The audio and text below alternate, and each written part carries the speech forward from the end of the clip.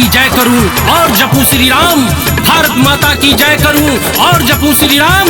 देशभक्ति करता रहूं जन्म जन्म 100 बार, जन्म जन्म 100 बार। मौत मिले जो इस जन्म में पुनः मैं लूं अवतार, मौत मिले जो इस जन्म में पुनः मैं लूं अवतार। जब भी मेरा जन्म हो भारत हो निज धाम, भारत हो निज धाम। रिकॉर्डिंग बाय जय गंगा स्टूडियो सूरसंड।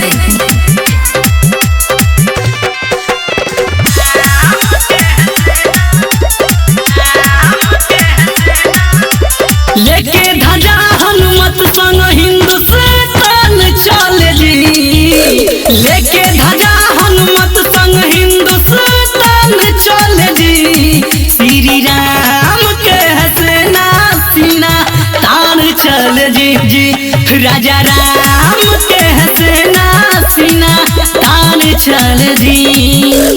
पूरी की पूरी दुनिया को भुला दे यही तो वो जाम है, पूरी की पूरी दुनिया को भुला दे यही तो वो जाम है।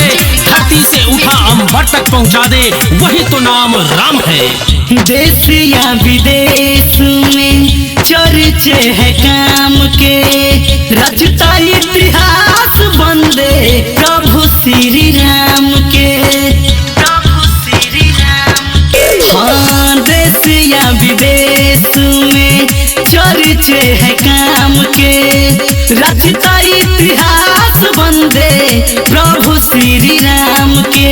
करने को बंदन रघुनंदन गुण गान चले जी, करने को बंदन रघुनंदन गुण गान चले जी। श्री राम के हसेना सीना तान चले जी, राजा राम के हसेना सीना तान चले जी।